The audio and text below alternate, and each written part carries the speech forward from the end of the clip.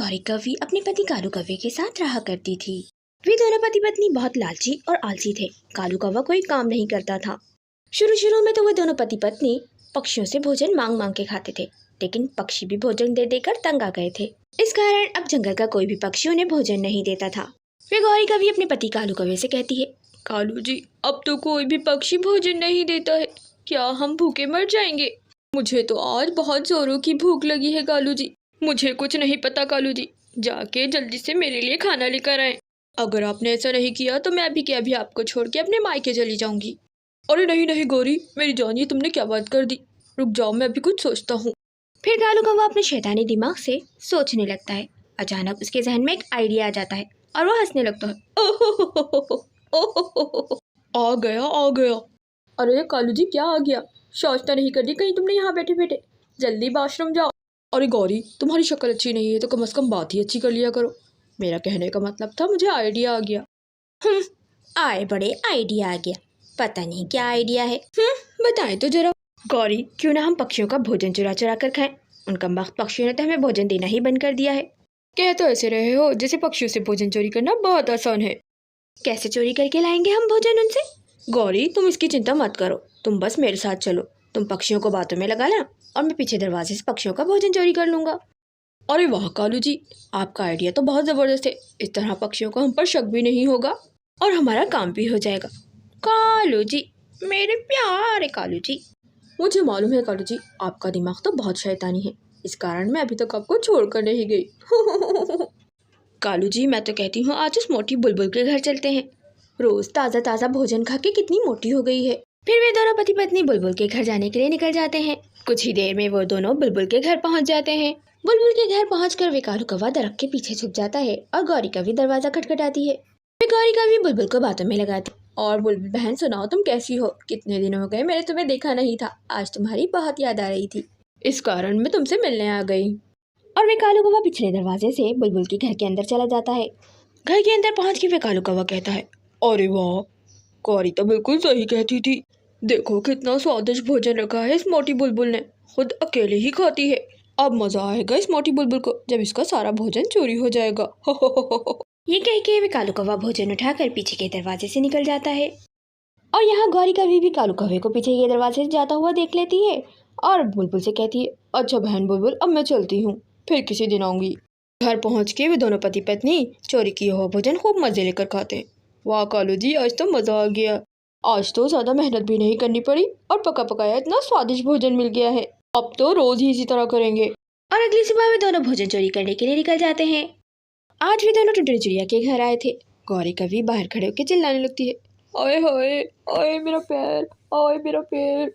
गौरी कौवी की आवाज़ सुनकर टुनटुनी चिड़िया घर से बाहर आ जाती है और गौरी से कहती है, क्या हुआ गौरी, क्या हुआ तुम्हारे पैर में, क्यों चिल्ला रही हो? अरे टुनटुनी बहन, क्या बताओ, भोजन ढूंढने जा रही थी, रास्ते में एक मोटा सा पेड़ आ गया, उसकी एक मोटी शाख मेरे पैर पे लग गई, कारण मेरे पैर में बहुत दर्द हो रहा। हाय मेरा पैर, हाय मेरा पैर। और मौका पाके कालू कौवा पीछे के दरवाजे से टुनटुनी चिड़िया के घर में चला जाता है और उसका रखा हुआ भोजन उठा के अपने घर ले जाता है। वे टुनटुनी चिड़िया गौरी कौवी से कहती है, गौरी बहन तुम ऐसा करो, तुम मेरे घर में आ जाओ, मैं तुम्हारी मरहम पट्टी कर दूंगी।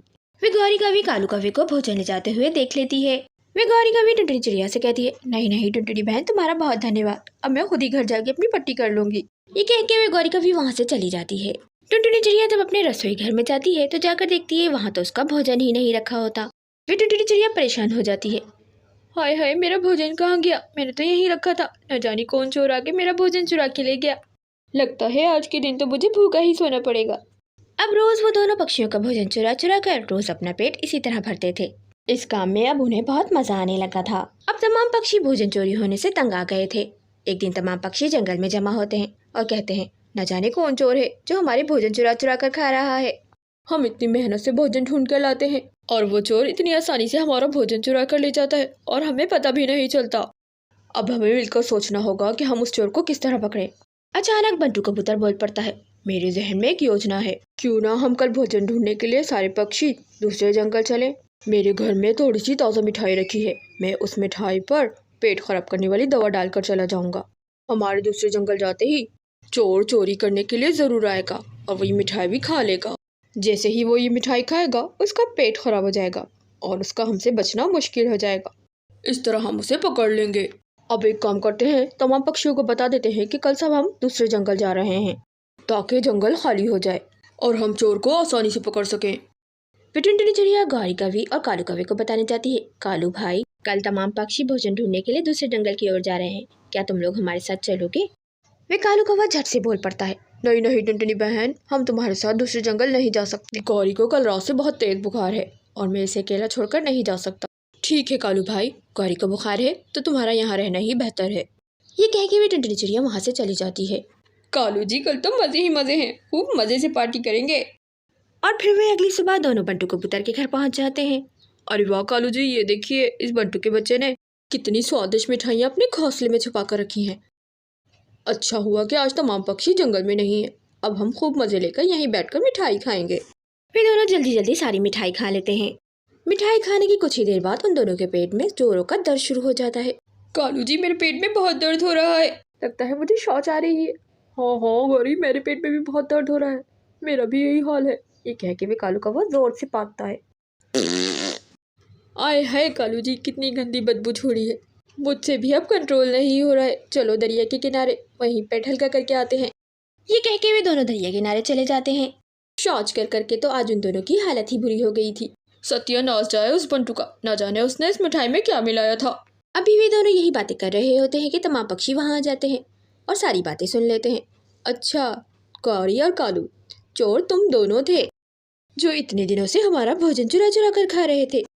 तमाम पक्षियों को देखकर कालू कौवा और गौरी कौवे डर जाते हैं और कहते हैं, माफ कर दो, हमें माफ कर दो, आइंदा हम ऐसा नहीं करेंगे। ये कह के वे कालू कौवा जोर से पादता है। पाद की आवाज़ सुनकर तमाम पक्षी हंसने लगते हैं। वे टुनटुनी चिड़िया उन दोनों से कहती है, कालू और गौरी, जो तुमने किया उसकी आज तुम्हें बहुत अच्छी सज़ा मिली है। इस सज़ा के बाद आइंदा तुम कभी भी किसी पक्षी के घर चोरी नहीं करोगे। हाँ हाँ, हम वादा करते हैं, हम कभी भी किसी पक्षी के घर चोरी नहीं करेंगे। और ये तमाम पक्षी उन्हें माफ़ कर देते हैं और यूँ उन्हें पादता और शौच करता हुआ देखकर तमाम पक्षी उन पर हंसते हैं और अपने अपने घर चले जाते हैं और यूँ उनको उनके किए की सज़ा भी मिल जाती है। गाइस, वीडियो पसंद आए तो वीडियो को लाइक और हमारे चैनल को ज़रूर सब्सक्राइब करें।